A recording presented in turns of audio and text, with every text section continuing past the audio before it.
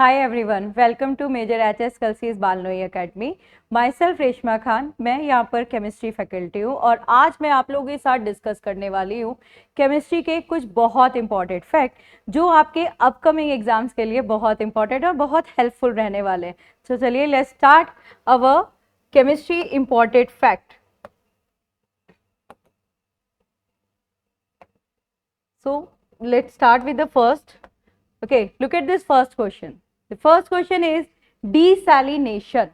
What is the meaning of desalination? The process जब भी हम अपने वाटर को ड्रिंकेबल बनाते हैं और हमारे वाटर के अंदर मिनरल एक्सेस होते हैं तो हम उसमें एक्सेसिव मिनरल को रिमूव करते हैं बाय द डीसैलिनेशन प्रोसेस।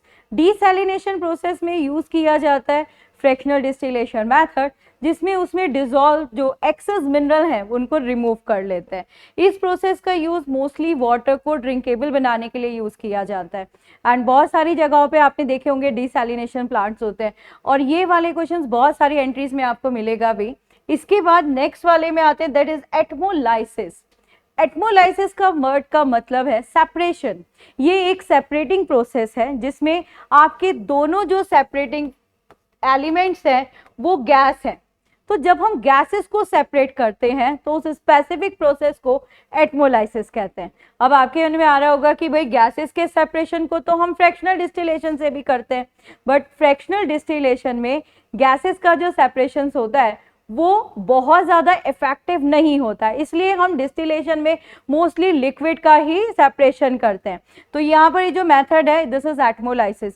हमेशा एक पॉइंट याद रखना, जब भी we talking about the gas या वो मिक्सचर जिसमें हम गैसेस को सेपरेशन कर रहे हैं उसमें गैसेस की जो प्रॉपर्टी है वो है आपका डिफ्यूजन रेट। दैट्स मीन कोई भी मेथड हो वो सेपरेशन मेथड है तो वो किसी ना किसी थीम या किसी ना किसी प्रोसेस पर बेस्ड होता ही होता है।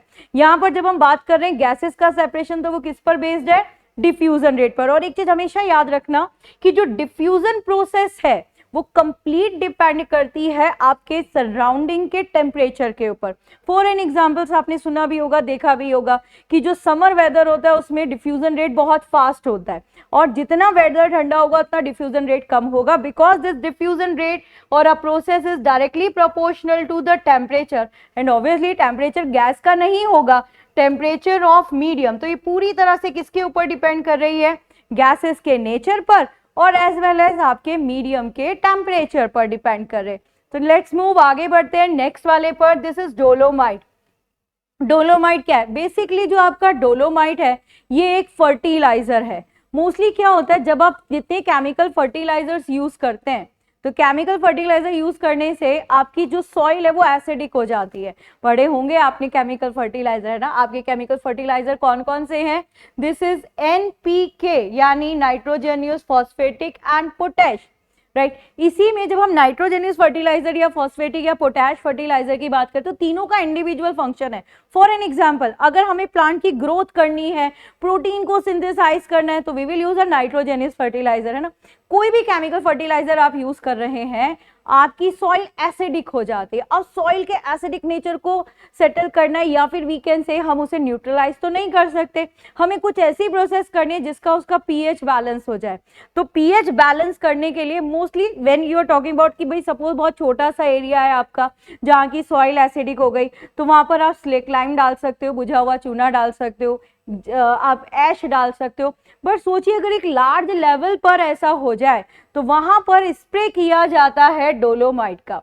तो basically what is the function of dolomite कि dolomite is a type of chemical fertiliser जो आपके सॉइल के एसिडिक नेचर को कम करता है। मतलब पीएच पर क्या एक्ट करेगा, तो ये पीएच को क्या करेगा, इंक्रीज कर देगा, क्योंकि जितना कम पीएच होगा आपकी सॉइल उतनी ही ज्यादा एसिडिक होगी, राइट। इसका फॉर्मूला क्या है? This is calcium magnesium carbonate, CaMgCO3 का होल ट्वाइस, ठीक है, calcium carbonate. This is calcium magnesium carbonate, right. अब आते हैं नेक्स्ट पर, this is Boyle's and a Charles law. वैसे तो ये दोनों लॉ जो हैं आपको पता होगा कि दोनों में से एक लॉ के आने के चांसेस हमेशा होते ही हैं। बेसिकली आपका जो टॉपिक होता है वो है केमिकल कॉम्बिनेशन। आपके केमिकल जो है लॉ ऑफ केमिकल कॉम्बिनेशन उसमें आपके 5 लॉज होते हैं ना, 5 लॉज में से मोस्टली इन 2 लॉज में कंफ्यूजन सबसे ज्यादा होता है स्टूडेंट्स, राइट। तो उसको भी हम ट्रिक के साथ लर्न कर सकते हैं कि बॉयल्स का मतलब, अब अगर आप देखो यार बॉयल करते हैं तो बॉयल का मतलब कहीं ना कहीं it relate to a temperature, तो ये वो प्रोसेस है जिसमें टेम्परेचर कांस्टेंट रहता है। तो चार्ल्स वाली प्रोसेस इसके अपोजिट हो गई, चार्ल्स वाली प्रोसेस में क्या होता है, प्रेशर कांस्टेंट रहता है। सिर्फ गैस इक्वेशन याद रखना, PV is equal to NRT. तो जब हम PV is equal to NRT के बारे में बात करेंगे वहां पर हम रिलेट कर सकते हैं ना, this is PV is equal to NRT, this your gas equation. यहां से रिलेट कीजिए, एक इक्वेशन याद रखिए, ये इक्वेशन बेसिकली आपकी आई कहां से है, बॉयल्स और चार्ल्स लॉ से ही आई है ना। तो अगर बॉयल्स लॉ का स्टेटमेंट आपसे पूछा जाता है तो आपने क्या बोला भाई, टेम्परेचर कांस्टेंट है। तो अगर टेम्परेचर कांस्टेंट है तो प्रेशर और वॉल्यूम एक दूसरे के क्या हो गए, इनवर्स प्रोपोर्शनल हो गए। और अगर चार्ल्स लॉ में हम लोग बात कर रहे हैं कि प्रेशर कांस्टेंट हो गया तो वॉल्यूम और टेम्परेचर क्या हो गए, एक दूसरे के डायरेक्टली प्रोपोर्शनल हो गए। आर जो है वो तो कांस्टेंट है, n is a number of mole, that's why उन दोनों को तो हम यहाँ पर सिर्फ एक फिक्स वैल्यू की तरह ही यहाँ पर देखेंगे। सिर्फ जो बेसिक जो टर्म्स होते हैं वो होते हैं प्रेशर, वॉल्यूम और टेम्परेचर। ये टर्म नॉट इवन केमिस्ट्री, ये फिजिक्स में भी इंपॉर्टेंट होते हैं आपकी थर्मोडायनामिकल प्रोसेस में। चलिए नेक्स्ट बात करते हैं यूरिया। अभी हम लोग बात ही कर रहे थे ना केमिकल फर्टिलाइजर की, तो next is your urea. Urea क्या है, यूरिया हमारा बेस्ट केमिकल फर्टिलाइजर है। एक तरफ हम कह रहे हैं कि हमारे पास जो हमारे केमिकल फर्टिलाइजर्स हैं वो नाइट्रोजनियस, फॉस्फेटिक और पोटैश, यानी 3 कैटेगरी के आते हैं, तभी हम इनको क्या बोलते हैं, एनपीके। तो अगर ये 3 कैटेगरी के फर्टिलाइजर हैं तो व्हाई वी सेड कि urea is your best chemical fertiliser. तो फर्स्ट, यूरिया के अंदर नाइट्रोजन सबसे ज्यादा है, दिस इज NH2CO NH2, मतलब इसके अंदर अप्रोक्सीमेट 46 to 47% नाइट्रोजन है, 46% नाइट्रोजन है। मोस्टली प्लांट्स के अंदर न्यूट्रिशन को स्टोर करने का जो काम है वो नाइट्रोजनियस फर्टिलाइजर करते हैं। तो first, it is a best nitrogenous fertiliser. Second, it is decompose at a normal temperature. आप लोगों ने देखा होगा, मोस्टली वो लोग जो खेती से जुड़े हैं या कभी उन्होंने खेती देखी हो तो उन्होंने देखा होगा, और जितने भी फर्टिलाइजर्स है उनको हमें सॉइल में डालकर एक्टिवेट करने के लिए छोड़ना पड़ता है ना। बट यूरिया एक ऐसा है जो प्लांट्स लगे लगे में आप डाल सकते हो, क्योंकि ये क्या हो रहा है, ये नॉर्मल टेम्परेचर पर डीकम्पोज हो जा रहा है। एक और चीज, ये वाटर सॉल्यूबल है, राइट। तो यूरिया क्या हो गया, व्हाइट कलर का सब्सटेंस मटेरियल हो गया। Chemical formula is NH2CONH2, which contain approximate 46% of nitrogen, which is decomposed at a normal temperature और water soluble. तो यहाँ पर ये दिया हुआ है कि भाई ये बेस्ट केमिकल फर्टिलाइजर है। Hope this point is clear. Now come to the next.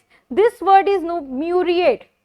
Okay, sometime कुछ स्पेसिफिक वर्ड्स हैं जिनके क्वेश्चंस आ जाते हैं, जैसे अजाइड किसके लिए वर्ड यूज किया जाता है, ऐसे म्यूरिएट किसके लिए वर्ड यूज किया जाता है। इस तरह के जो क्वेश्चंस हैं ये 2 तरह के आते हैं आपके केमिस्ट्री में।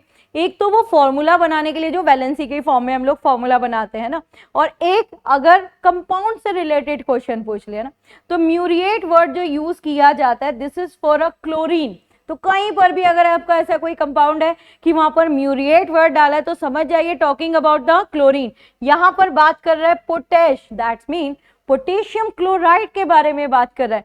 तो जब ये क्वेश्चन आया, this is in your exam, कि यार म्यूरिएट ऑफ पोटैश, तो अगर आपको यही नहीं पता था कि म्यूरिएट वर्ड एग्जैक्टली क्लोरीन के लिए यूज किया जाता है तो ऑफकोर्स ये मुश्किल हो जाता है आपके लिए। बट अब आप लोगों को याद रहेगा, muriate word is use for a chlorine. Basically ये पोटैश फर्टिलाइजर, आपको भी बताया कि एनपीके 3 फर्टिलाइजर, 3 कैटेगरी होती है आपकी, इसमें पोटैश फर्टिलाइजर होता है। देखिए 3 तरह के फर्टिलाइजर केमिकल कैटेगरी है आपकी एक है आपका नाइट्रोजेनियस, एक है आपका फॉस्फेटिक और एक है आपका पोटैश। तीनों की कैटेगरी अलग अलग है, तीनों का फंक्शन अलग अलग है। अगर हम बात करें नाइट्रोजेनियस फर्टिलाइजर की, तो नाइट्रोजेनियस फर्टिलाइजर क्या करता है, प्रोटीन को सिंथेसाइज करता है, न्यूट्रिशन को स्टोर करता है और आपके प्लांट की बढ़िया सी ग्रोथ करता है। वहीं अगर हम पोटैश फर्टिलाइजर की बात करते हैं तो phosphorus fertiliser, this is potash fertiliser. अगर हम फॉस्फेटिक यानी फॉस्फोरस वाले फर्टिलाइजर की बात करते हैं तो ये क्या करता है बच्चे, ये ना प्रोटेक्शन करता है, डिसीज से प्रोटेक्ट करता है और रूट्स की ग्रोथ करता है, फ्रूट्स की ग्रोथ करता है। और अगर हम बात करें पोटैश फर्टिलाइजर की, तो पोटैश फर्टिलाइजर क्या करता है, स्ट्रक्चर ग्रोथ करता है। लाइक आपके स्ट्रक्चर को बढ़ाएगा। सोचो अगर आपको टोबैको की खेती करनी है तो आप क्या चाहेंगे, आप यही चाहेंगे ना भाई लीव्स से ज्यादा हो, तो वहां आप यूज करेंगे potash fertilizer. Hope the point is clear. Now come to the next, this is your nitrogen and oxygen combine to form nitrogen oxide during a lightning। इस टाइम पर तो आप ऑब्जर्व भी कर सकते हो, वेदर भी ऐसा ही है, जब क्लाउड में होती है ना लाइटनिंग होती है, बिजली कड़कती है, तो वो एग्जैक्टली किसकी वजह से होती है, तो हम लोग बोलते हैं यार जब बिजली कड़क रही है यानी जब लाइटनिंग हो रही है, तो आपके इस एटमोस्फियर में मैक्सिमम क्या है, तो आपके एटमोस्फियर में मैक्सिमम है नाइट्रोजन, राइट। और आपके अर्थ के चारों तरफ, अब now I am not using word atmosphere, I am saying the surrounding of earth, हमारी ऑक्सीजन अबंडेंटली मिलती है।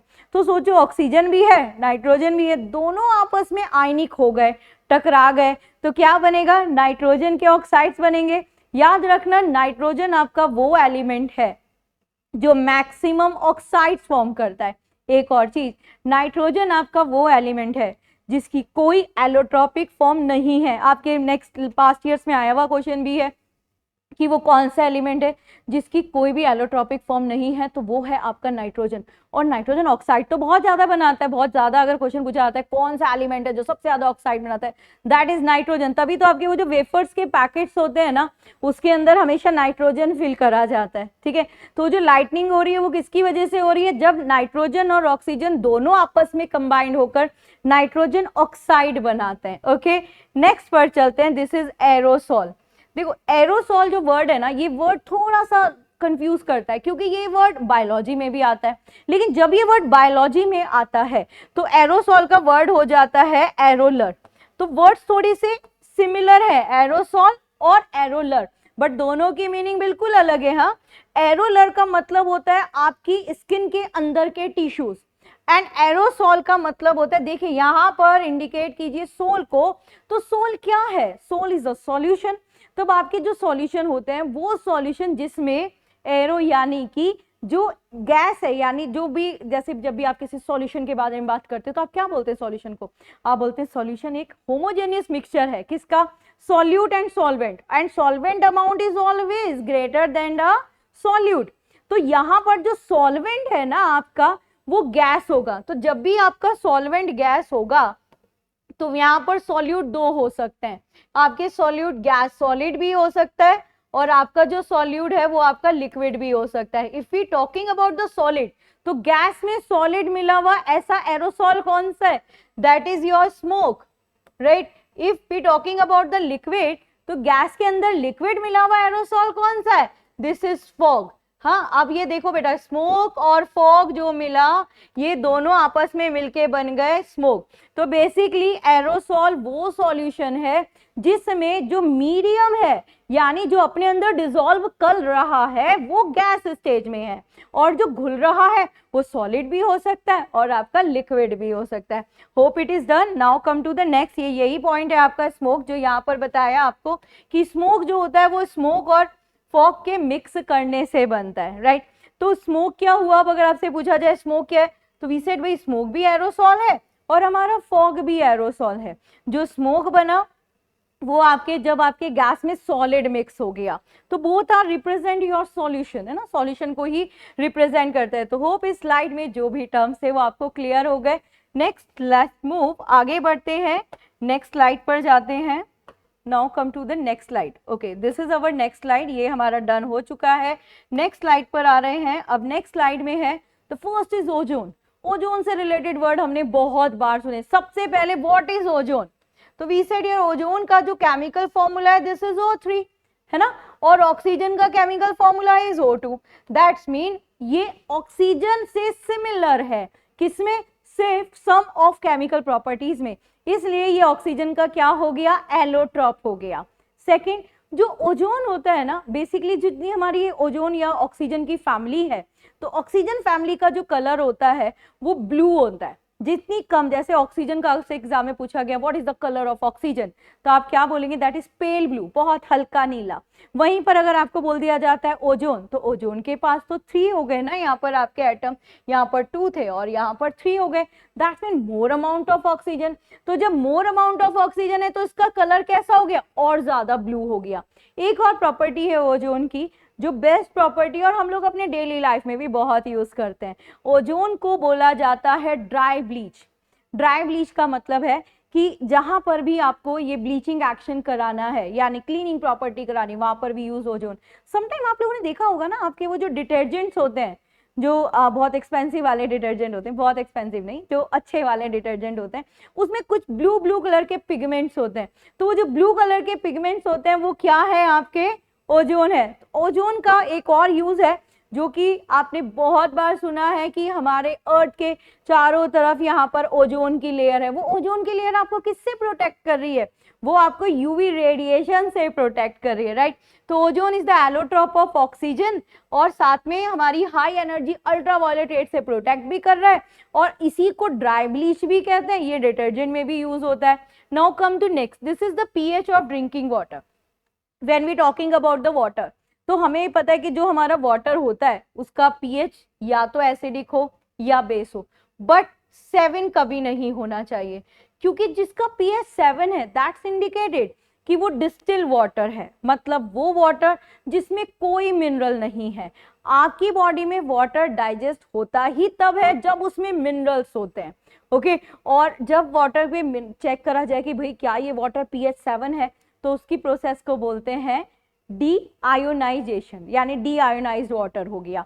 तो जनरली अगर मान लो आप एक रॉड लेते हैं, एक ये वाटर फिल करते हैं, इसमें कैथोड एनोड 2 रॉड लगा दी, आपने इसमें करंट पास कराया, तो चार्ज वाला तो आपका यहाँ पर आ गया, तो जो यहाँ पर लेफ्ट वाटर रहा, this water is known as deionized water. इसका पीएच क्या होगा, 7 होगा। अब सपोज हमारे पास ये वाटर है, हमें चेक करना है कि क्या ये वाटर एक्चुअल में पीएच 7 वाला डिस्टिल वाटर है।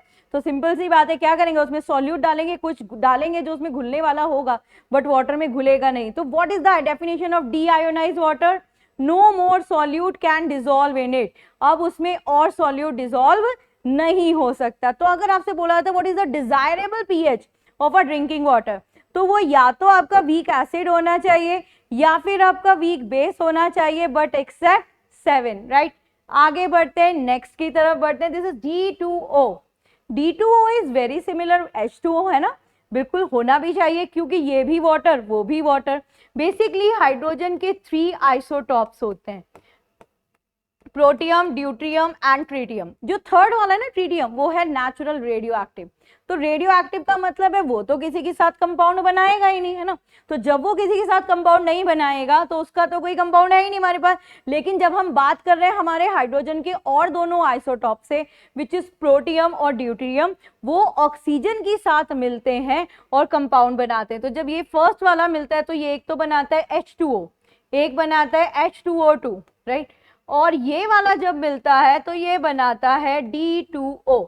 पहले इन तीनों के बारे में फटाफट से एक रिकैप कर लेते हैं, थोड़ी इंफॉर्मेशन कलेक्ट कर लेते हैं। दिस इज योर H2O जिसके बारे में अभी हमने बात करी, लेकिन ये है H2O2। इसको बोला जाता है कि स्पेसिफिक वर्ड यूज किया जाता है, this is oxygenated water. Why we said this is oxygenated, because यहाँ पर ऑक्सीजन के 2 एटम्स हैं, राइट। तो यहाँ पर क्या हुआ, मोर अमाउंट ऑफ ऑक्सीजन हो गया। तो अगर आपसे पूछा जाता है ये जो आपका H2O2 है, इसका कलर कैसा होगा, तो इसका कलर क्या होगा, ब्लूइश कलर होगा, पेल ब्लू कलर का होगा। और ये जो है D2O, ये ड्यूटेरियम ऑक्साइड है, इसको बोला जाता है heavy water. Now the question arrive, क्यों बोल रहे हैं इसको हैवी वाटर, तो इसको हैवी वाटर इसलिए बोला जाता है क्योंकि इसका मॉलिक्यूलर मास आपके नॉर्मल वाटर से ज्यादा होता है। लेट्स सी, निकाल कर देखते हैं मॉलिक्यूलर मास। देखिए हाइड्रोजन का एटॉमिक मास 1, कितने एटम, 2 एटम, ऑक्सीजन का 16, कितना आ गया 18। जब D2O के बारे में बात करेंगे तो D2O सेकेंड वाले आइसोटॉप से है ना, दिस इज 2 × 2 + 16, दैट्स मीन इसका मॉलिक्यूलर मास कितना हो गया 20। तो अगर आपसे बोला था why D2O is known as heavy water, तो वी सेड इसलिए हैवी वाटर बोलते हैं क्योंकि इसका मॉलिक्यूलर मास ज्यादा है। नाउ कहाँ यूज करते हो आप D2O को, D2O को यूज किया जाता है as a moderator, right. What is the meaning of moderator, moderator का मतलब होता है कि कंट्रोलर। हाँ, तो जब हमारा जो न्यूक्लियर रिएक्टर होता है वहां पर जो गामा रेज होती है बहुत हाई एनर्जी रेज होती हैं, तो जब उनका फ्लो बहुत ज्यादा हो जाए तो उस एक्सेस गामा पार्टिकल्स को कंट्रोल करने के लिए मॉडरेटर लगाया जाता है, and D2O is your best moderator in a nuclear reactor. चलिए अब नेक्स्ट की तरफ बढ़ते हैं, वाटर के बारे में बात करते हैं। Water is a good solvent for ionic compound. What is the meaning of ionic compound? Ionic compounds are those जो कौन सा बॉन्ड बनाते हैं, आपका आयनिक बॉन्ड बनाते हैं, जिसको हम इलेक्ट्रोवैलेंट बॉन्ड बनाते हैं ना। तो जब भी आप ना केमिकल बॉन्ड्स को पढ़ें, एक क्वेश्चन फिक्स होता है आपका केमिकल बॉन्ड का, आता ही आता है। तो जब भी आप बॉन्ड के बारे में बात करेंगे तो जो आपका आयनिक वाला बॉन्ड होता है जिसमें आयंस के एक्सचेंज से बॉन्ड बनता है, तो वो जो कंपाउंड्स होते हैं वाटर के अंदर बहुत ज्यादा सॉल्यूबल होते हैं।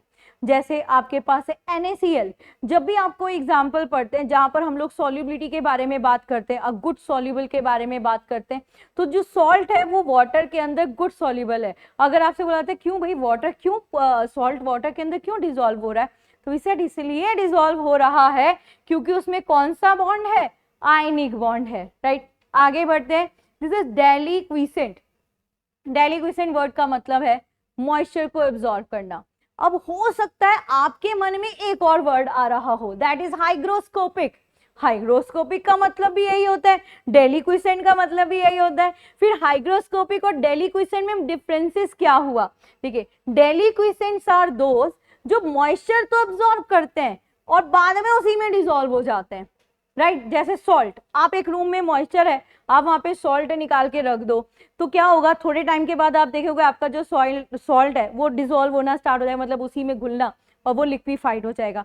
बट सोचो जब आप मार्केट से कोई न्यू शूज लेकर आते हो, न्यू वाटर बॉटल या कोई भी न्यू बॉक्स टाइप लेकर आते हो, तो आपने देखा होगा उसमें एक छोटा सा सिलिकॉन जेल का पैकेट होता है, दैट इज हाइग्रोस्कोपिक। जानते हैं क्यों हाइग्रोस्कोपिक बोला, क्योंकि वो भी मॉइस्चर एब्जॉर्ब कर रहा है, बट वो क्या कर रहा है, मॉइस्चर एब्जॉर्ब करके अपनी स्टेट चेंज नहीं कर रहा, खुद स्वेल हो जाएगा, उसका साइज बढ़ जाएगा, लेकिन वो अपनी स्टेट चेंज नहीं करेगा। तो जो सॉल्ट है आपका वो डेलिक्विसेंट है एंड सिलिकॉन जेल है हाइग्रोस्कोपिक। तो यहाँ पर एक तो सॉल्ट हो गया, एक मैग्नीशियम क्लोराइड है which is the best example of deliquescent. Now let's move, आगे बढ़ते हैं, दिस इज कैल्गन। कैल्गन क्या है, तो जब हम वाटर के बारे में बात कर रहे थे तो हमारा जो वाटर होता है दैट नेचुरल वाटर, वो हार्ड भी होता है और सॉफ्ट भी होता है। कैसे पहचान करते हो कि भाई ये हार्ड है या ये सॉफ्ट है, तो हम बोलते हैं बहुत इजी तरीका है, हम सोप ले लेते हैं, अगर सोप लेदर दे रहा है तो वो सॉफ्ट वाटर है, और अगर नहीं दे रहा तो वो आपका हार्ड वाटर है। अब आपका हार्ड वाटर है, झाग नहीं दे रहा, अब दैट मीन उसके अंदर है हार्डनेस। एग्जाम में क्वेश्चन आया वाटर के अंदर हार्डनेस किसकी वजह से होती है, तो the hardness in a water that is because of three main compositions होती है, chlorides, sulphates and bicarbonate of calcium and magnesium. तो कैल्शियम और मैग्नीशियम के chloride that is CaCl2, MgCl2, sulphate CaSO4, this is MgSO4, और bicarbonate this is calcium bicarbonate HCO3 का whole twice, this is MgHCO3 का whole twice. तो अगर question आते the hardness of water due to the presence of, तो ये हैं आपके 6 कंपाउंड जिनकी वजह से वाटर के अंदर हार्डनेस होती है। बट यहाँ पर पूछा गया कि ये आपका कैल्गन मेथड है ना, तो देखो हार्डनेस जो है वो 2 तरह की हो गई, एक टेम्परेरी एक परमानेंट वाली। तो जो आपकी ये वाली हार्डनेस है क्लोराइड और सल्फेट वाली, ये है परमानेंट हार्डनेस। परमानेंट हार्डनेस का मतलब है इसको रिमूव करने के लिए आपको किसी केमिकल का सहारा लेना पड़ेगा या कोई केमिकल प्रोसेस करानी पड़ेगी। और जो आपका टेम्परेरी वाला है उसका क्या मतलब हुआ, उसका मतलब हुआ बहुत इजी टू रिमूव है, बॉयल करोगे रिमूव हो जाएगा। तो ये जो आपकी परमानेंट वाली हार्डनेस होती है ना, इसको रिमूव करने के लिए हम इस प्रोसेस का यूज करते हैं, दैट इज कैल्गन। कैल्गन प्रोसेस में एक सॉल्ट यूज किया जाता है, सोडियम हेक्सामेटाफॉस्फेट, उसी का नाम है कैल्गन। बेसिकली ये मेथड यूज किया जाता है वो लॉन्ड्री पर्पस के लिए। आपने देखा होगा ना बहुत सारे जो लॉन्ड्री पर्पस में जो लॉन्ड्री करते हैं लोग, वो बहुत गंदे से पानी के पास भी क्लोथ्स को क्लीन कर लेते हैं और उनके क्लोथ्स बहुत वाइट हो जाते हैं, चमक जाते हैं, शाइन कर जाते हैं। इसका मतलब वो पहले उस वाटर की हार्डनेस को रिमूव करेंगे और हार्डनेस रिमूव करने के लिए वो जिस कंपाउंड का यूज करते हैं दैट इज कैल्गन, राइट। चलिए नेक्स्ट पर आते हैं, that is a very important question और बहुत सारी एंट्रीज में ये क्वेश्चन इंपॉर्टेंट है, आया हुआ भी है। आपका जो वाटर है ना, इसके बारे में बोला जाता है ये बहुत यूनिक लिक्विड है। यूनिक मतलब ये और लिक्विड के कंपैरिजन में सम एक्सेप्शनल प्रॉपर्टी शो करता है। फॉर एन एग्जांपल, इसकी स्पेसिफिक हीट कैपेसिटी हाई है, ये कूलेंट की तरह से यूज होता है, इसका कोहेसिव बहुत कम है, ये गुड सॉल्वेंट है और सबको अपने अंदर डिसॉल्व करने की टेंडेंसी रखता है, राइट। तो अगर यहाँ पर आपके पास क्वेश्चन आता है why water showing this exceptional property, तो वाटर से रिलेटेड कोई भी एक्सेप्शनल प्रॉपर्टी हो फर्स्ट ऑप्शन में देख लेना है, because of hydrogen bond, right. अब एक क्वेश्चन ये आपका, सपोज कि आपके पास ये दो कंपाउंड है, this is water and this is hydrogen sulphide. अभी हमने देखा यार दोनों तो सेम है, दोनों का स्ट्रक्चर तो सेम है, फिर भी ये लिक्विड स्टेट में एग्जिस्ट कर रहा है, तो उसका रीजन क्या होगा, बिकॉज ऑफ हाइड्रोजन बॉन्ड। तो हाइड्रोजन बॉन्ड की ही वजह से वाटर एक्सेप्शनल प्रॉपर्टी शो करता है। आगे बढ़ते हैं, carbon forms maximum number of compounds, absolutely right. आपका जो कार्बन है इसके पास है 4 फ्री इलेक्ट्रॉन। कुछ पॉइंट्स बड़े इंपॉर्टेंट है ना, बहुत सारे कंपटीशन में बार बार आते हैं, जैसे सबसे ज्यादा कंपाउंड कौन बनाता है, तो सबसे ज्यादा कंपाउंड बनाता है आपका कार्बन, इसलिए कार्बन की बहुत सारी एलोट्रॉपिक फॉर्म है। फिर पूछा गया वो कौन सा एलिमेंट है जिसकी कोई एलोट्रॉपिक फॉर्म नहीं है, दैट इज नाइट्रोजन। फिर पूछा गया कौन सबसे ज्यादा ऑक्साइड बनाता है, that is again nitrogen, right. तो ये आपकी पीरियोडिक टेबल में सबसे ज्यादा कंपाउंड बनाता है। नेक्स्ट बात करते हैं, this is artificial diamond. Basically artificial diamond कैसे बनता है, कैसे ऑब्टेन होता है, तो हम बोलते हैं भाई बहुत इजी तरीका होता है, ग्रेफाइट लिया जाता है और ग्रेफाइट को बहुत हाई प्रेशर टेम्परेचर पर हीट किया जाता है। ग्रेफाइट क्या है, ये भी तो कार्बन का एलोट्रॉप ही है ना, इसके अंदर और कार्बन के अंदर जो परसेंटेज डिफरेंसेस है, जैसे ग्रेफाइट की बात करें तो अप्रोक्सीमेट 88 से 90 परसेंट तक है, डायमंड में बात करें तो जो डायमंड है उसमें 95% तक आपका कार्बन है। तो जब आप ग्रेफाइट से डायमंड बना रहे हो तो आप कार्बन की प्रेजेंस से तो जज नहीं कर सकते क्योंकि इतना ज्यादा वेरिएशन ही नहीं है। सेकंड, अब तो इसकी भी लुक डायमंड जैसी हो गई, बट आइडेंटिफाई कैसे करोगे कि ये आपका आर्टिफिशियल है या फिर ये आपका ओरिजिनल है, तो वहां आइडेंटिफाई किया जाता है बाय द एक्सरेज, राइट। तो जो आपका डायमंड ओरिजिनल वाला होता है वो एक्सरेज को अपने अंदर से ट्रांसपेरेंट करा देता है, और जो आर्टिफिशियल डायमंड होता है वो एक्सरेज को ट्रांसपेरेंट नहीं कराता। तो ये एक्सरेज जो है ये डायमंड को आर्टिफिशियल को चेक करने के लिए यूज करा जाता है, ठीक है। आगे बढ़ते हैं, डायमंड पे बोट, ओके, बोट जो है आपका, आप डायमंड को बहुत सारी तरह से हम लोग यूज करते हैं, मोस्टली तो हम लोग ज्वेलरीज वगैरह में यूज करते हैं, बट बहुत बार हम लोग इसको कटिंग पर्पस के लिए भी यूज करते हैं। Diamond is considerable as your hardest material, है ना, डायमंड क्या है आपका हार्डेस्ट मटेरियल है। तो अब अगर आपसे क्वेश्चन पूछा जाता है भाई क्यों है diamond is your hardest material, तो आपने कहा डायमंड इसलिए हार्डेस्ट मटेरियल है क्योंकि उसके अंदर कोवैलेंट बॉन्ड है जो 4 इलेक्ट्रॉन की शेयरिंग से बना हुआ है, राइट।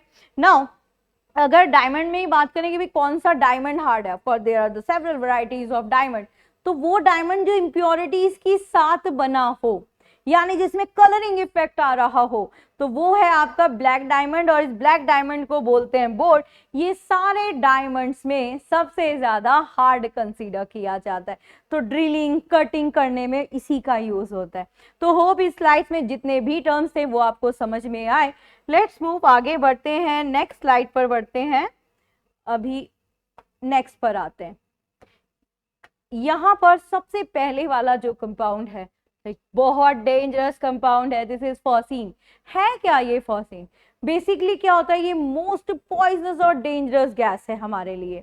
ये जब हम लोग जो क्लोरोफॉर्म है वो इसी से बनती है, तो इसकी क्लोरोफॉर्म इज लाइक बहुत माइनर, उसको हल्का सा सूंघते हैं तो हम लोग अनकॉन्शियस हो जाते हैं। सोचे कितनी डेंजरस होगी, और ये डेंजरस है क्योंकि ये किससे बनी है, कार्बन मोनोऑक्साइड से बनी है। बेसिकली ऐसा होता नहीं है इन्वायरमेंट में क्योंकि हमें क्लोरीन प्योर फॉर्म में मिल जाए, इनकेस हमें क्लोरीन प्योर फॉर्म में मिल गई इन्वायरमेंट में से, और साथ में हमें यूवी रेज मिल गई, of course UV rays environment में फ्री मिल रही है, तो वो जैसे ही कार्बन मोनोऑक्साइड से रिएक्ट करेगा वो बना लेगा कार्बन ऑक्सीक्लोराइड, ये वाला, दिस इज कार्बोनिल क्लोराइड बनाएगा। ये कार्बोनिल क्लोराइड जो है ये फॉसिन है, जो कि मोस्ट पॉइजनस गैस है।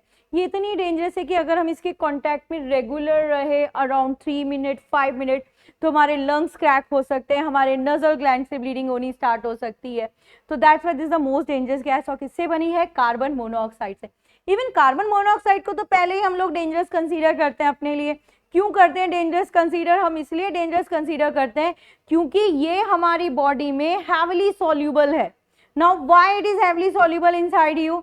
This is heavily soluble inside us because of having coordinate bond, जिसे हम डेटिव बॉन्ड भी कहते हैं. लगभग अगर मान लीजिए कार्बन डाइऑक्साइड है जिसके अंदर कोवैलेंट बॉन्ड है और आपके पास है कार्बन मोनोऑक्साइड, तो जो कार्बन डाइऑक्साइड है उसके कंपैरिजन में carbon monoxide 100 times faster dissolve हो जाती है आपकी बॉडी के अंदर. और ये क्या करेगी? ये हीमोग्लोबिन के साथ मिक्स हो जाएगी और आपके हीमोग्लोबिन को बना देगी कार्बोक्सी हीमोग्लोबिन. और जैसे ही कार्बोक्सी हीमोग्लोबिन बनेगा ये हमारे टिश्यूज की ओवर ग्रोथ कर देता है, जो क्या करता है? कैंसर कॉज करता है. ओके, तो that's why it is very dangerous. अब आगे बढ़ते हैं. The next is aqua regia. देखिए, एक्वारीजिया दो एसिड्स को मिलाकर बनाया गया है. HCl और HNO3 आर इन अ 3:1. जब आप अपनी मेटल रिएक्टिविटी सीरीज पढ़ते हो तो उसके बॉटम में आते हैं, बिल्कुल बॉटम में हाइड्रोजन के बाद वो आपके होते हैं नोबल मेटल. नोबल मेटल का मतलब क्या हुआ? नोबल मेटल का मतलब हुआ शाही मेटल. मतलब किसी के साथ जल्दी से रिएक्ट नहीं करेंगे, मतलब नॉर्मल टेम्परेचर प्रेशर पर जल्दी से किसी की भी साथ रिएक्ट नहीं करेंगे. जैसे सिल्वर है, गोल्ड है, आपका प्लेटिनम है, टाइटेनियम है, ये जल्दी से किसी के साथ रिएक्ट नहीं करते. बट एक्वारीजिया एक ऐसा सॉल्यूशन है जिसके अंदर जैसे ही इन नोबल मेटल्स को डाला जाता है ये क्या करते हैं? मैक्सिमम 3 मिनट्स बाद उसमें डिसॉल्व होना स्टार्ट हो जाते हैं. तो बेसिकली हम लोग नहीं जाते जैसे अपनी ज्वेलरी क्लीन कराने के लिए जाते हैं, ज्वेलरी ऑर्नामेंट्स को क्लीन कराने के लिए जाते हैं, तो वो क्या करते हैं? इस एक्वारीजिया सॉल्यूशन से ही क्लीन करते हैं ज्वेलर्स. बट वहां पर वो टाइमिंग का ध्यान रखते हैं कि भाई डिसॉल्व ना हो पाए, सिर्फ क्लीनिंग ही हो पाए. और भी बहुत सारी जगह पर इसका यूज किया जाता है एक्वारीजिया का. जो आप लोगों ने सुना होगा भोपाल गैस ट्रेजेडी, वहां पर भी एक्वारीजिया का इन्वॉल्वेशन था क्योंकि वहां पर जो मिथाइल आइसोसाइनेट थी जब वो स्टोर करी गई थी तो उसके चारों तरफ एक्वारीजिया फिल करा था.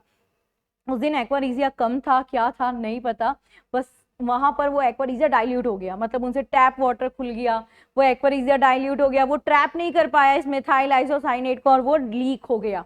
हाँ, भोपाल गैस ट्रेजेडी में. तो अब एक्वारीजिया का जो दूसरा नाम है दिस इज रॉयल वाटर. तो ऑफ कोर्स नोबल मेटल को अपने अंदर डिसॉल्व कर रहा है तो भाई इसका नाम रॉयल तो होगा ही. आगे आते हैं. PH scale is universal, absolutely right. हमारे एसिड बेसिस सॉल्ट में बहुत सारे इंडिकेटर्स होते हैं जिनके थ्रू हम पहचान कर लेते हैं कि हाँ भाई ये एसिड है, ये बेस है या ये सॉल्ट है. तो अगर पूछा जाता है यूनिवर्सल इंडिकेटर क्या है तो that is your pH scale. क्योंकि इसके अलावा आपके जितने भी स्केल्स हैं, जितने भी इंडिकेटर्स हैं, वो वीक को रिप्रेजेंट नहीं करते हैं ना, उनके सबके साथ में एक कंडीशन है, एक लिमिटेशन है. लेकिन पीएच स्केल एक ऐसा है जो कॉम्बिनेशन ऑफ कलर से बना हुआ है, वीक हो स्ट्रॉन्ग हो सबको आइडेंटिफाई करता है. pH stand for power of hydrogen ion. तो इट इज वेरी गुड और also known as universal indicator. एक चीज हमेशा याद रखना, अगर कभी ऐसा कोई क्वेश्चन आता है कि pH जो है वो 0 हो गया तो इसका मतलब क्या हुआ कि हाइड्रोजन आयन अभी आया ही नहीं है. अगर हाइड्रोजन आयन नहीं आता तो उस सॉल्यूशन को बोलते हैं वो हाईली एसिडिक है. ओके, आगे बढ़ते हैं नेक्स्ट प्रॉपर्टी पर. This is metal oxides are basic in a nature और नॉन मेटल ऑक्साइड्स क्या होते हैं? Acidic in a base. Right.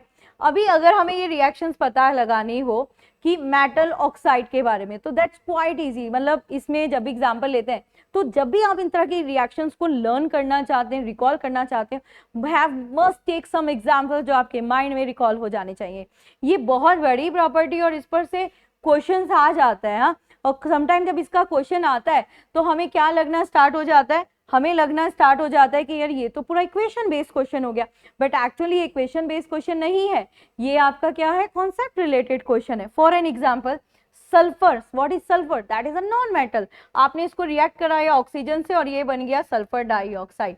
Nitrogen, आपने रिएक्ट कराया ऑक्सीजन से बन गया नाइट्रोजन डाइऑक्साइड. अब सल्फर डाइऑक्साइड और नाइट्रोजन डाइऑक्साइड का नेचर क्या है? ये तो नॉन मेटल्स है और नॉन मेटल्स के जो ऑक्साइड्स होते हैं वो क्या होते हैं? Acidic in nature. Why I take this two examples only, sulphur di और नाइट्रोजन डाइऑक्साइड? इसलिए क्योंकि यही दोनों है जो इन्वॉल्व होते हैं आपकी एसिड रेन में. राइट. चलिए अभी नेक्स्ट पॉइंट की तरफ चलते हैं. That's again a very important question कि फर्स्ट एटॉमिक थ्योरी किसने इंट्रोड्यूस कराई? First atomic theory is introduce by sir John Dalton. और सर जॉन डाल्टन ने सिर्फ एटॉमिक थ्योरी ही इंट्रोड्यूस नहीं कराई थी, आपकी सिंबल्स के बारे में भी बताया था। तो जो हमारे पीरियोडिक टेबल में सिंबल्स हैं, उन सिंबल्स के बारे में भी सबसे पहले सर जॉन डाल्टन ने बनाया था। बट अब right now sir John Dalton की जो थ्योरी थी, वो जो केमिकल कॉम्बिनेशन पर बेस्ड थी, जिसके 4 पोस्टुलेट्स थे, हर पोस्टुलेट्स का कॉन्ट्राडिक्शन है। इवन हमारे पीरियोडिक टेबल के अंदर भी जितने एलिमेंट्स हैं, उन सब के सिंबल्स में बहुत चेंजेस भी कर दिया गया। लेकिन अगर ऐसा क्वेश्चन आता है कि फर्स्ट एटॉमिक थ्योरी किसने बनाई और एटम एलिमेंट्स के सिंबल सबसे पहले किसने दिए, तो सबसे पहले एलिमेंट्स के सिंबल भी सर जॉन डाल्टन ने दिए और फर्स्ट आपकी एटॉमिक थ्योरी भी सर जॉन डाल्टन ने दी। और जो उनकी एटॉमिक थ्योरी थी वो लॉ ऑफ केमिकल कॉम्बिनेशन पर बेस्ड है। आगे बता करते हैं क्या कह रहा है next statement, that is the presence of nucleus in atom was identified by the Rutherford scattering experiment. That's again very important. जब आप एटॉमिक थ्योरी के बारे में पढ़ते हो तो आपके पास बहुत सारे मॉडल्स है ना, आपको सारे मॉडल्स ना पढ़ के सिर्फ 3 मॉडल्स को पढ़ना है, जिसमें से मोस्टली क्वेश्चन आ जाता है। एक आपका जे थॉमसन, रदरफोर्ड और बोर्ग, राइट। इसमें से रदरफोर्ड का जो अल्फा स्कैटरिंग एक्सपेरिमेंट है उसमें क्वेश्चन आता है। सबसे पहला क्वेश्चन तो यही आता है, इस अल्फा स्कैटरिंग एक्सपेरिमेंट में किसकी प्रेजेंस का पता चला। तो इसमें क्या था, अल्फा पार्टिकल्स को बॉम्बिंग किया गया था, बमबारी करी गई थी आपकी गोल्ड फॉइल में, जिससे न्यूक्लियस की प्रेजेंस का पता चला। तो न्यूक्लियस की प्रेजेंस का पता किसके एक्सपेरिमेंट से चला है, रदरफोर्ड के स्कैटरिंग एक्सपेरिमेंट में। Now the next point, hydrogen is the lightest element, right, and it is most abundant element in the universe. Absolutely right.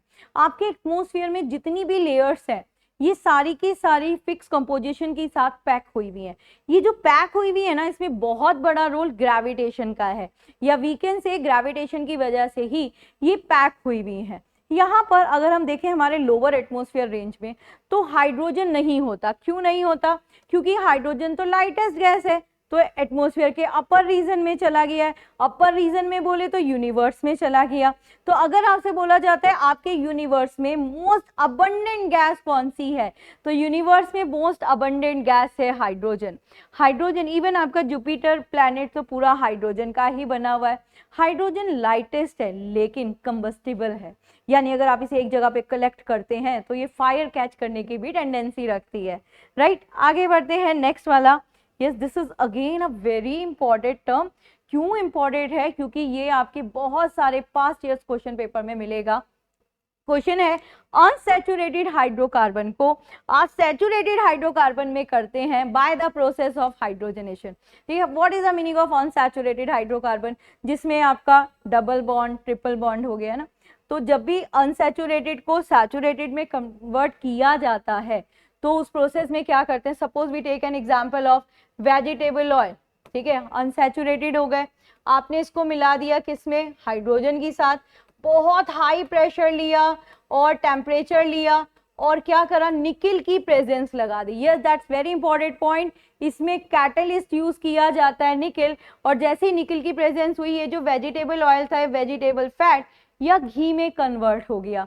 वो डालडा वनस्पति जो हम लोग घी यूज करते हैं वो इसी प्रोसेस से बना हुआ है। इस प्रोसेस को बोलते हैं हाइड्रोजनेशन। इसके कैटलिस्ट पर भी क्वेश्चन आया हुआ है। तो होप इस स्लाइड में जितने टर्म्स थे वो आपको क्लियर हो गए। अब आगे बढ़ते हैं, नेक्स्ट स्लाइड की तरफ जाते हैं, नेक्स्ट क्वेश्चंस की तरफ जाते हैं। नेक्स्ट क्वेश्चंस ये हैं आपके नेक्स्ट क्वेश्चंस। ओके, यहाँ पर फर्स्ट क्वेश्चन है oxy hydrogen and oxy acetylene. Basically आपके जो मेटल्स होते हैं, अगर हमें उन्हें कट करना है या हमें उन्हें मेटल्स को अटैच करना है, जोड़ना है, तो उनके लिए हम वर्ड यूज करते हैं वेल्डिंग। तो वेल्डिंग वर्ड यूज किया जाता है कटिंग के लिए भी और दो मेटल्स की जॉइनिंग के लिए भी। और जब भी हम ये प्रोसेस कराते हैं तो मोस्टली आपने देखा होगा उसमें कुछ स्टिक्स होती हैं, फिर उसमें फायर दिया जाता है, जलाया जाता है, या हीटिंग, बहुत ज़्यादा हीट टेम्परेचर दिया जाता है, फिर वो मेल्ट होना स्टार्ट होता है, जिससे कोई भी दो मेटल आपस में ज्वाइंट हो जाते हैं। तो वो जो आपकी टॉर्च होती है, वो जो स्टिक्स होती हैं, वो किसकी होती हैं, वो ऑक्सी हाइड्रोजन और या फिर ऑक्सी एसिटाइलिन की होती है। तो this is used for a welding of a metal and cutting of a metal. Now the next, ये मैंने अभी आपको पहले बता ही दिया कि जब हम ओजोन के बारे में बात कर रहे थे, ozone is also known as dry bleach. ठीक है, अभी दैट्स वाई बहुत सारी जगह ड्राई ब्लीचिंग के लिए, क्लीनिंग के लिए, स्पेशली क्या होता है, जो हमारी पेपर इंडस्ट्री है ना, तो तो आजकल क्या हो रहे हैं, द कलर पेपर क्वालिटीज भी अलग अलग आ रही है, तो बहुत ज़्यादा जो क्लीन पेपर्स होते हैं उनको बाद में ओजोन से क्लीन किया जाता है ताकि वो और ज़्यादा ब्राइट हो जाए। नेक्स्ट पे आते हैं, दिस इज ट्रीटियम। ये बताया भी आपको कि हाइड्रोजन के 3 आइसोटॉप्स होते हैं, प्रोटियम, ड्यूट्रियम और ट्रीटियम, और जो थर्ड वाला है सिर्फ और सिर्फ वही नेचुरल रेडियो एक्टिव है, इसलिए ये कोई भी कंपाउंड नहीं बनाता। और कहाँ यूज होता है, हाइड्रोजन बॉम्ब में यूज होता है। नेक्स्ट पे आते हैं, दिस इज कार्बोजन। जनरली हम लोग को ऐसा लगता है कि हमें रेस्पिरेशन के लिए सिर्फ ऑक्सीजन की जरूरत है, बट ऐसा नहीं है। जब हम आर्टिफिशियल रेस्पिरेटरी सिलेंडर्स की बात करते हैं जो हॉस्पिटल्स वगैरह में आपने देखे होंगे, उसमें जो कंपोजिशन मिक्स करी जाती है वो है कार्बोजन। कार्बोजन में क्या होता है, दो फीलिंग फिल करी गई है, ऑक्सीजन और कार्बन डाइऑक्साइड। लगभग 80% ऑक्सीजन है तो 20% आपकी कार्बन डाइऑक्साइड हो गई। बेसिकली ये ऑक्सीजन का नेचर क्या होता है, ये हीट प्रोड्यूस करती है ना, एक्सोथर्मिक रिएक्शन करती है। तो जब भी हमें इसे स्टेबल करना होता है तो हमें इसके साथ में कार्बन डाइऑक्साइड डाली जाती है, क्योंकि कार्बन डाइऑक्साइड आपकी स्टेबल गैस है। आगे बढ़ते हैं, ऑक्सीडेशन नंबर। कुछ राइटर ऑक्सीडेशन नंबर को ऑक्सीडेशन स्टेट भी कहते हैं। जैसे बहुत सारी एंट्रीज में क्वेश्चन आता है, आपके पास एलिमेंट्स दे देते हैं और बोलते हैं बताइए इनमें से कौन सा एलिमेंट है जो एक से ज्यादा ऑक्सीडेशन नंबर शो करता है। तो हाइड्रोजन आपके 2 ऑक्सीडेशन नंबर शो करता है और ऑक्सीजन आपके 4 ऑक्सीडेशन नंबर शो करता है। ऑक्सीजन -2, -1, राइट, -2, -1, -12 और 2। तो एक जो 2 है वो पॉजिटिव है, दैट्स मीन कि ये जो पॉजिटिव है ये किसी इलेक्ट्रोनेगेटिव के साथ है। तो आपका मोस्ट इलेक्ट्रोनेगेटिव एलिमेंट है फ्लोरीन, तो जब ये फ्लोरीन के साथ कंबाइन होता है तो +2 ऑक्सीडेशन नंबर लेता है। सुपर ऑक्साइड है तो -12, पर ऑक्साइड है तो -1 और इन जर्नल है तो कितना, -2। तो ऑक्सीजन क्या कर रहा है, आपके 4 ऑक्सीडेशन नंबर शो कर रहा है। आगे बात करते हैं soap. Okay, before we start we read कि भाई ये स्टेटमेंट क्या है, थोड़ा सा पढ़ लेते हैं। सोप क्या है, तो वी सेड सोप जो है सोडियम और पोटेशियम का उसमें सॉल्ट है और साथ में फैटी एसिड है, और जो फैटी एसिड है वो कार्बोक्सिलिक ग्रुप के हैं। 3 एसिड्स उसमें मिलते हैं, आपका स्टेरिक एसिड है, ओलिक एसिड है और पैल्मेटिक एसिड है। ये जो एसिड्स हैं ये क्या होते हैं, ये जो हार्ड वाटर के सॉल्ट्स हैं उसको अपने अंदर डिसॉल्व नहीं कर पाते। यही एक रीजन है कि जो आपका सोप है वो हार्ड वाटर में डिसॉल्व नहीं होता। अब द सेम थिंग जब डिटर्जेंट में बात करते हैं तो वहां पर एसिड अलग होते हैं। वहां पर होता है सल्फोनिक एसिड, सल्फोनिक एसिड दोनों वाटर में सॉल्युबल होता है। अब अगर पूछा जाता है सोप का नेचर क्या है, तो बेसिकली सोप का नेचर है बेस, और इसके इस बेस नेचर को इंक्रीज करने के लिए और सोप की क्लीनिंग प्रोसेस को जल्दी कराने के लिए उसमें स्पेसिफिक मिलाया जाता है पोटेशियम हाइड्रोक्साइड। तो पोटेशियम हाइड्रोक्साइड क्या कर रहा है, सपोनिफिकेशन को इकोनॉमिकल कर रहा है, जल्दी कर रहा है, राइट। और सोप का जो नेचर है वो क्या है, आपका बेस है। आगे बढ़ते हैं, this is HF। This is, अभी बात कर रहे थे कि भाई फ्लोरीन क्या है, that is the most electronegative element. तो हाइड्रोजन क्लोराइड आपका एक ऐसा एसिड है जो वो यूज करता है जो और कोई एसिड नहीं कर सकता। फॉर एन एग्जांपल, आपको ग्लास के ऊपर कटिंग करनी है, आपको ग्लास के ऊपर राइटिंग करनी है, या ग्लास के सरफेस पे कोई डिजाइन बनाना है, तो उसके लिए स्पेसिफिक एसिड यूज किया जाता है। This is HF, hydrogen fluoride. और यही एक प्रिंसिपल यूज है इसका, मतलब इसके अलावा कोई और यूज नहीं कर सकते। उस ग्लास के ऊपर कटिंग को और कुछ भी ड्राइंग को, इस प्रोसेस को ही एचिंग ऑफ ग्लास कहते हैं। Let's move now the next point, this is potassium nitrate. Absolutely right. अगर पूछा जाता है what is the chemical formula of gun powder, तो याद रखना गन पाउडर का केमिकल फॉर्मूला है पोटेशियम नाइट्रेट। बट जब आपको गन पाउडर का एक्सप्लोजन कराना है, उसका विस्फोट कराना है, तो आपको उसमें 2 चीजें और ऐड करनी पड़ेंगी। क्या हैं ये 2 चीजें, ये 2 चीजें हैं आपकी, एक है सल्फर और एक है carbon. Why we use sulphur, तो सल्फर यूज किया जाता है इसके इग्निशन टेम्परेचर को कम करने के लिए, ओके। और ये कार्बन यूज किया था। अब कार्बन ना डिपेंड करता है, आपके पास जो भी सोर्स अवेलेबल है आप वो कार्बन यूज कर सकते हो। जैसे बहुत सारी बार आपने देखा होगा जो लोग जैसे पटाखे क्रैकर्स वगैरह को स्टोर करते हैं, तो वो क्या करते हैं, पेंसिल को ब्रेक करके डाल देते हैं, क्योंकि पेंसिल के अंदर है ग्रेफाइट। हाँ, ग्रेफाइट के अंदर, graphite is the allotrope of carbon.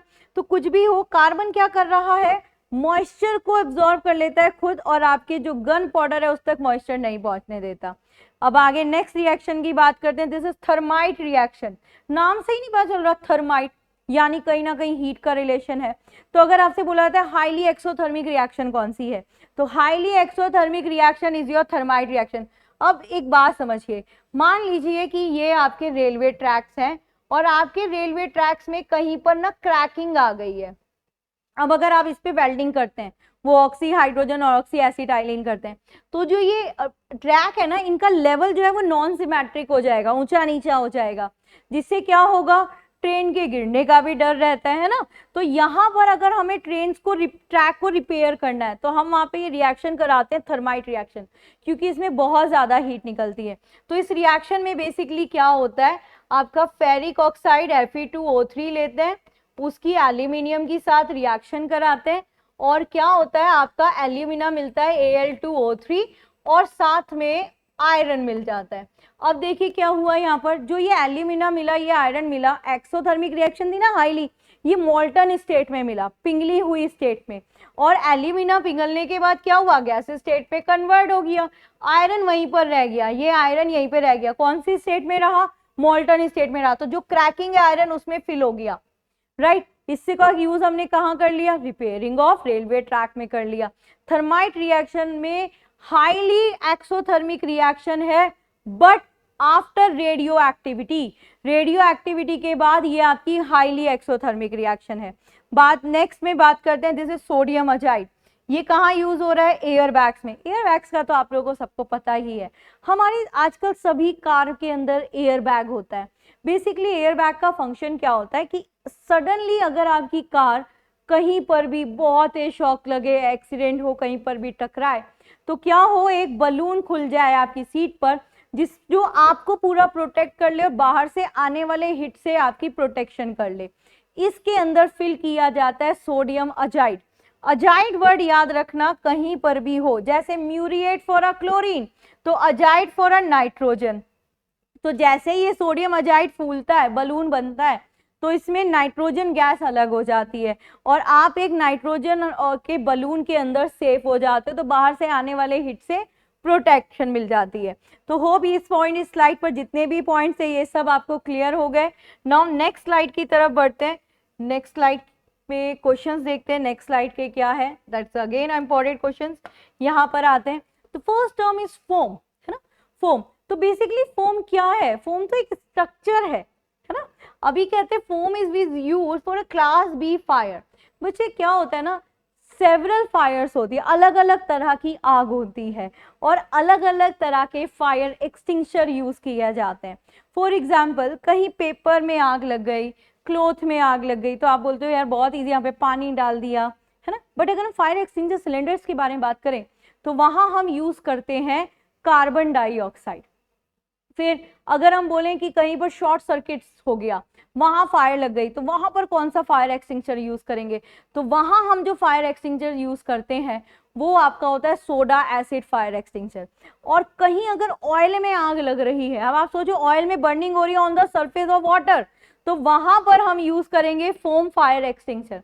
Basically foam fire extinguisher में जो फिलिंग यूज करी जाती है वो है आपकी एल्यूमिनियम सल्फेट विद सोडा, हाँ, सोडियम बाइकार्बोनेट। ठीक है, अभी आगे बढ़ते हैं, that is ethyl alcohol.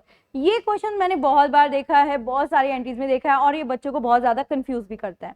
Alcohol family के जितने मेंबर्स हैं सब एसिडिक नेचर प्रॉपर्टी शो करते हैं, बट आपका जो एथाइल एल्कोहल है ये न्यूट्रल है। अभी देखोगे आप एग्जाम के पेपर्स में आया हुआ क्वेश्चन है कि एथाइल अल्कोहल लिटमस पर क्या इफेक्ट देता है, तो एथाइल अल्कोहल क्योंकि न्यूट्रल नेचर का है तो आपके लिटमस में भी न्यूट्रल देगा, बट इसकी एक टेंडेंसी है, that is a very strong tendency, कि जब भी ये क्या होता है किसी मीडियम के अंदर जाता है तो ये उस मीडियम को पूरी तरह से एसिडिक बना देता है, राइट। तो ये वैसे आपका जो है ये न्यूट्रल है, बट एक्चुअल में मीडियम को एसिडिक बना देगा। आगे आते हैं नेक्स्ट पर, दिस इज कोलाइडल। कोलाइडल आपका वो सॉल्यूशन है जो होमोजेनियस है एज वेल एज इसको अगर आप, दिस डिपेंड्स ऑन ये जैसे आपने इसको रख भी दिया तो क्या होगा, ये सेटल नहीं होता है। फॉर एग्जाम्पल अगर हम बात करें कि हमारे जैसे ब्लड है ना, मिल्क है। तो जब हम सॉल्यूशन के बारे में बात करते हैं, हमारे सॉल्यूशंस के बारे में बात करते हैं, तो सॉल्यूशंस हमारे 3 होते हैं जो केमिकल क्लासिफिकेशन में होता है। एक आपका होता है सस्पेंशन, हाँ, और एक आपका होता है कोलॉइडल, और एक आपका होता है ट्रू सॉल्यूशन। तो बेसिकली सस्पेंशन को आप नेक्ड आई से देख पाते हो, कोलाइडल को नहीं देख सकते, आप ट्रू को भी नहीं देख सकते, बट कोलाइडल को आप सेपरेट कर सकते हो। कोलाइडल के अंदर जो लाइट जा रही है वो स्कैटर्ड हो रही है, तो लाइट स्कैटर्ड की फिनोमिना को हम क्या बोलते हैं? Tyndall effect. तो कोलाइडल सॉल्यूशन टिंडल इफेक्ट को भी फॉलो करता है। अभी आगे नेक्स्ट पर आते हैं, दैट इज एटोमिसिटी। एटोमिसिटी नाम से पता चल रहा है number of atoms. For example कि आपके पास है ये H2O, तो इसमें कितने नंबर ऑफ एटम्स है? 2 हाइड्रोजन के 1 ऑक्सीजन के, दैट्स मीन टोटल 3। तो H2O की एटोमिसिटी क्या हो गई आपकी? 3 हो गई। That is atomicity. मतलब किसी भी मॉलिक्यूल्स में, किसी भी कंपाउंड में कितने एटम हैं उसे हम एटोमिसिटी कहते हैं। नेक्स्ट एथाइल अल्कोहल के बारे में ही है। Ethyl alcohol, this is ethyl alcohol, जो आपका एथेनॉल भी है, इसका फ्रीजिंग पॉइंट है -115। ये -115 इस एटमॉस्फेयर प्रेशर में इतना कम है कि अगर आप इसे किसी के भी साथ मिला दो तो ये क्या बना देता है? एंटी फ्रीजर मिक्सचर बना देता है। मतलब उसको कभी जमने नहीं देता। कभी आप ऐसी जगह पर गए हो ना जहां बहुत ठंडी जगह हो, तो उस बहुत ठंडी जगह पे क्या होता है? पेट्रोल में गैसोल, ये अल्कोहल मिला हुआ होता है, उसमें लिखा हुआ भी होता है गैसोल, दैट्स इंडिकेटेड कि भाई इसमें ना अल्कोहल मिला है। क्यों मिलाया अल्कोहल? ताकि जमे ना। तो अगर हमें एंटी फ्रीजर मिक्सचर बनाना है तो हमें क्या मिलाना पड़ेगा? Ethyl alcohol. यही रीजन तो होता है आपका मरकरी थर्मामीटर, जहां टेम्परेचर -39 से नीचे हुआ वहां मरकरी थर्मामीटर फेल, वहां हमें इसे रिप्लेस करना होता है अल्कोहल से। ठीक है भाई। नेक्स्ट पे बात करते हैं ग्लास। ग्लास क्या है? बेसिकली ग्लास जो है वो हमारा सॉलिड नहीं है, ट्रू सॉलिड नहीं है। अब आप बोलोगे यार देखने में तो सॉलिड लगता है, फिर ये ट्रू सॉलिड क्यों नहीं है? अगर आपने ना कभी बहुत पुराने ग्लास को देखा होगा जो लगभग 10 से 15 साल पुराना है, तो उसमें ग्लास इस तरह से होता है कि ऊपर से पतला और नीचे से चौड़ा, ब्रॉड होना स्टार्ट हो जाता है। इसका मतलब ये है कि ग्लास के जो पार्टिकल्स हैं वो अंदर से फ्लो करते हैं ना, और फ्लो कर रहे हैं, तो उसका मतलब ये ट्रू सॉलिड तो है नहीं। तो ये सॉलिड की तरह से बनाया गया है, it's a man made compound. हाँ, सबसे पहले जो आपका ग्लास है ना वो इजिप्ट में बना था। तो उन्होंने क्या करा था कि जो ग्लास बनाया था, यानी इसी जगह पर बनाया था जहां पर उसका फ्रीजिंग पॉइंट कम कर दिया था। तो जब भी हम किसी भी बॉडी को उसके फ्रीजिंग पॉइंट से कम पर फ्रिज करते हैं, उस प्रोसेस को सुपर कूलिंग प्रोसेस कहते हैं। सुपर कूलिंग प्रोसेस से ऑब्टेन हुए हुए जो भी कंपाउंड है उनकी डेंसिटी बढ़ जाती है, उनकी रिजिडिटी बढ़ जाती है ना, हार्डनेस बढ़ जाती है। बहुत सारे एग्जांपल्स हैं, आप देखो आपकी वो जो क्या होती है, वो इंडस्ट्रियल आइस होती है, बर्फ की सिल्ली, वो आपकी फ्रीजर आइस से डिफरेंट होती है। क्या डिफरेंट होता है? वो सुपर कूलिंग प्रोसेस से बनी हुई है, यानी वो 0 डिग्री सेल्सियस पे फ्रीज नहीं हुई हुई। ओके, नेक्स्ट पर आते हैं, दिस इज आर्गन। आर्गन जो है आपकी, that is most abundant noble gas in atmosphere. Basically noble gas का मतलब क्या होता है? ये वो होती है जो कभी भी किसी से रिएक्ट नहीं करती, आपके 0 ग्रुप में है ना। तो अगर बोला जाए एटमोस्फेयर में कौन सी गैस है जो मिल रही है, that is your argon gas, right. और आर्गन का यूज भी करते हैं ना हम लोग, कहाँ? अपने फिलामेंट बल्ब के अंदर करते हैं। आगे बात करते हैं क्वार्ट्स के बारे में। Quartz the purest form of silica. देखो बेसिकली आपका जो सिलिका है वो भी ऑक्साइड फॉर्म में, SiO2, that is your quartz. और ये मेन कंपोनेंट है आपके ग्लास का, है ना। तो बेसिकली हमें जो भी यूवी रेडिएशन प्रोटेक्शन वाले ग्लास या मटेरियल बनाने होते हैं उसमें क्वार्ट्स डाला जाता है। एक और चीज याद रखना, क्वार्ट्स सबसे ज्यादा इलास्टिसिटी शो करता है। ठीक है, और आगे बढ़ते हैं नेक्स्ट पर। नेक्स्ट क्या है? That is milk of magnesia. Milk of magnesia MgOH का होल ट्वाइस होता है, और इसको एंटा एसिड ऑफ बॉडी भी बोलते हैं। एंटा एसिड का क्या मतलब है? एंटा एसिड का मतलब है वीक बेस। ये क्या है आपका? वीक बेस है। क्या होता है जब आपकी बॉडी एसिडिक हो जाती है तो आपकी बॉडी के एसिडिक नेचर को बैलेंस करना होता है स्टमक को, है ना। आप उसे न्यूट्रल नहीं कर सकते। न्यूट्रल इससे नहीं कर सकते क्योंकि उसके जो एंजाइम है उनको कम से कम 2 pH चाहिए ही चाहिए होता है। तो वहां पर we use a antacid. एक चीज और याद रखना, जैसे एंटा एसिड आपकी बॉडी का मिल्क ऑफ मैग्नीशिया है, ऐसे ही सॉइल का antacid that is slaked lime, यानी बुझा हुआ चूना है, राइट। बुझा हुआ चूना भी यूज कर सकते हो। और आपका जिप्सम भी यूज कर सकते हैं, और अभी जो हमने बात करी थी दैट इज डोलोमाइट, वो भी यूज कर सकते हैं। हाँ, उसके बाद नेक्स्ट पर आते हैं दैट इज इमल्शन। इमल्शन क्या होता है ना, दो लिक्विड्स को मिला दो तो वो इमल्शन बन जाता है, और इमल्शन जो है वो कोलाइडल सॉल्यूशन है। अब एग्जाम में आपके कैसे आता है, कोई भी एग्जाम्पल दे देता है और बोलता है कि बताओ इसमें से कौन सा इमल्शन है, तो बहुत इजी तरीका है इमल्शन को पहचानने का। जिनका भी टेक्सचर क्रीमी है, यानी जिनके भी नाम के आगे क्रीम लगा हुआ है, वो आपका इमल्शन है। आप लोग जितनी भी फेस क्रीम या जो भी लगा रहे हैं वो इमल्शन है। अब देखो क्रीम अलग है और जेल अलग है, I am talking about the cream. जैसे अभी वो एक क्वेश्चन आया था दैट इज मियोनीज, जो हम लोग यूज करते हैं खाने वाने में, बहुत खाते हैं भाई, मोमोज और सैंडविचेस वगैरह में मियोनीज होती है ना। मियोनीज क्या है, तो मियोनीज भी इमल्शन है ना, ऑयल और वाटर समथिंग मिलाकर बनाया जाता है, तो वो भी क्या हुआ, दो लिक्विड मिलकर बने हैं ना, दैट इज इमल्शन, राइट। तो होप इस स्लाइड में जो भी टर्म्स थे वो आपको क्लियरली समझ में आ गए। अब बढ़ते हैं नेक्स्ट स्लाइड की तरफ, नेक्स्ट स्लाइड की तरफ। ओके, यहाँ पर देखते हैं सबसे पहले दिस इज ब्रोमाइन और मरकरी के बारे में बात कर रहे हैं। This is bromine and mercury. Bromine क्या है आपका, that is the non metal which exist in a liquid state, और mercury also exist in a liquid state. कौन सी लिक्विड स्टेट, किस टेम्परेचर पर, वी सेड ये दोनों लिक्विड स्टेट में होते हैं एट अ रूम टेम्परेचर, जो आपका रूम टेम्परेचर है विच इज 23 से 25 डिग्री सेल्सियस, राइट। फिर एग्जाम में क्वेश्चन आया कि जस्ट अबव रूम टेम्परेचर कौन से एलिमेंट हैं जो लिक्विड स्टेट में मिलते हैं। ध्यान रखना, जस्ट अबव का मतलब अप्रोक्सीमेट 30 डिग्री सेल्सियस है। 23 से 25 which is considerable as your room temperature, उस पे ब्रोमाइन और मरकरी है, जिसमें bromine is non metal and mercury is your metal. लेकिन अगर पूछा जाता है जस्ट अबव रूम टेम्परेचर में कौन लिक्विड अवस्था में मिलता है, तो that is your gallium, caesium और फ्रेंसियम। ओके, अब नेक्स्ट पर आते हैं। नेक्स्ट क्या कह रहा है, if you pour a handful of salt into a full glass of water, the water level will actually go down rather than overflowing the glass. Basically क्या है, अभी यहाँ पर वापस से बात करते हैं। सॉल्ट, अभी बात करी थी, सॉल्ट क्या है, that the ionic bond, ionic compound, और आयनिक कंपाउंड्स क्या होते हैं, वाटर में बहुत ज्यादा हैवीली सॉल्यूबल होते हैं। तो अगर आप ये सॉइल के वाटर के अंदर डाल रहे हैं, जब तक कि वाटर की डेंसिटी नहीं बढ़ेगी, इतनी अमाउंट ऑफ सॉल्ट नहीं है कि वो वाटर की डेंसिटी को बढ़ा दे, तब तक उसके लेवल पे कोई फर्क नहीं पड़ेगा। This question is same as ice, कि आपने पानी के अंदर आइस डाली, आइस मेल्ट हो गई, तो वाटर के लेवल पे कोई इफेक्ट क्यों नहीं पड़ा, इवन आइस तो उसके अंदर थी।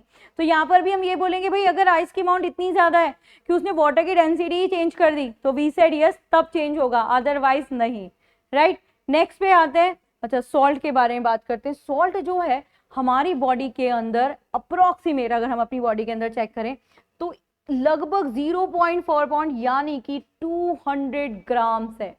हमारी बॉडी में जितने भी मेटाबॉलिक वेस्ट हैं उन सब में हमारा सॉल्ट का कहीं ना कहीं कन्वर्जन होता है और हमारी बॉडी में रिमूव होता है। तभी तो बोलते हैं ना कि अगर आप सॉल्ट ज़्यादा ले लेंगे तो क्या हो जाएगा, सॉल्ट की अमाउंट आपकी बॉडी में बहुत ज़्यादा हो जाएगी, जिससे मसल्स स्ट्रेनिंग में प्रॉब्लम आ जाती है। हाँ, वैसे मसल्स मूवमेंट के लिए calcium playing a very important role. मतलब अगर आपसे बोला जाता है the role of calcium inside you, तो वो सिर्फ बोन्स को ही स्ट्रॉन्ग नहीं करता, आपकी मसल्स मूवमेंट में भी सपोर्ट करता है। ओके, नेक्स्ट पर आते हैं। The human body contain enough carbon to provide lead which is really graphite of 9000 pencil. Yes, graphite आपकी जो पेंसिल लेड है उसमें क्या है, जो आपकी पेंसिल लेड है उसके अंदर ग्रेफाइट विथ क्ले है, एक्चुअली उसके अंदर लेड नहीं है, ग्रेफाइट क्ले के साथ मिला हुआ है। तो आपकी बॉडी में इतना कार्बन है कि वो क्या कर सके, लगभग 9000 पेंसिल्स बना सकता है। ओके, आगे बढ़ते हैं। This is di hydrogen monoxide, the chemical name is your H2O। Yes, this is your water, है ना। वाटर के बारे में बहुत सारी प्रॉपर्टीज है। वाटर हमारा एक यूनिक लिक्विड है। कभी भी कोई भी प्रॉपर्टी पूछी जाती है, जैसे अगर आपसे पूछा गया व्हाई यू जो आपके हीटिंग पैड्स होते हैं, why you use water in it, तो वी सेड इसलिए हम उसमें पानी यूज करते हैं क्योंकि उसकी स्पेसिफिक हीट कैपेसिटी बहुत ज्यादा है। इसका मतलब क्या होता है, इसका मतलब होता है ये कि उसमें 1 डिग्री सेल्सियस टेम्परेचर बढ़ाने के लिए बहुत ज़्यादा अमाउंट ऑफ हीट की ज़रूरत पड़ती है, और यही नहीं, वो 1 डिग्री सेल्सियस कम करने में भी ज़्यादा टाइम लगाता है, तो होल्डिंग कैपेसिटी भी ज़्यादा है, तो that's why we use water, right. Next पर आते हैं J, this is very interesting. Periodic table में जे वाला एलिमेंट कोई भी नहीं है ना, इंटरेस्टिंग फैक्ट। ओके, आगे बढ़ते हैं। This is lightning strike produce O3 which is ozone and strength the ozone layer of the atmosphere, absolutely right. हमें ये अभी ओजोन के बारे में हमने आगे डिस्कस कर लिया कि ओजोन का काम ही यही है, प्रोटेक्शन देती है, लाइटिंग सब्सटेंस है, ब्लू कलर की आपकी है ओजोन, जो आपकी यूवी रेडिएशन से प्रोटेक्शन कर रही है, और ड्राई ब्लीच भी। That's very interesting concept. हाँ, आगे बढ़ते हैं फैक्ट, अभी नेक्स्ट पर देखते हैं। ओह अगेन, ये कहते हैं गोल्ड और कॉपर जो है वो अकेले ऐसे मेटल हैं जो नो सिल्वरी है। बेसिकली सिल्वरी का मतलब क्या होता है, जिनमें सिल्वर टेक्सचर होता है ना। तो हम लोग जब बात करते हैं, अभी जैसे आप लोग पढ़ते हैं द लस्ट्रस, मतलब लस्ट्रस का मतलब है कि सिंपल चमक। वो जो चमक होती है वो अलग अलग होती है, किसी में सिल्वर चमक होती है, किसी में गोल्डन चमक होती है। तो जितने भी आपके मेटल हैं, कभी नोटिस करना, सब में एक सिल्वर सी कलर की शाइनिंग होती है। बस आपका एक गोल्ड है और आपका कॉपर है, जिसमें जो शाइन होती है वो येलोइश फैमिली की होती है ना। सबसे ज्यादा ऐसे अगर आपसे चमक की बात करी जाए तो आप लोग प्लेटिनम देखते हैं, टाइटेनियम देखते हैं, बड़ा शाइनी सा होता है ना। टाइटेनियम भी व्हाइट कलर का, बिकॉज सिर्फ यही 2 मेटल हैं जिनका जो शाइनिंग है वो सिल्वरी नहीं है, व्हाइटिश नहीं है, येलोइश फैमिली की है। मार्स के बारे में बात करते हैं। Mars is red, absolute right, पता है आपको, मार्स आपका जो प्लैनेट है वो रेड है क्योंकि वो कंटेन कर रहा है आयरन यानी rust. This is ferric oxide Fe2O3। ये जो फेरिक ऑक्साइड है ना, ये रस्ट है ना।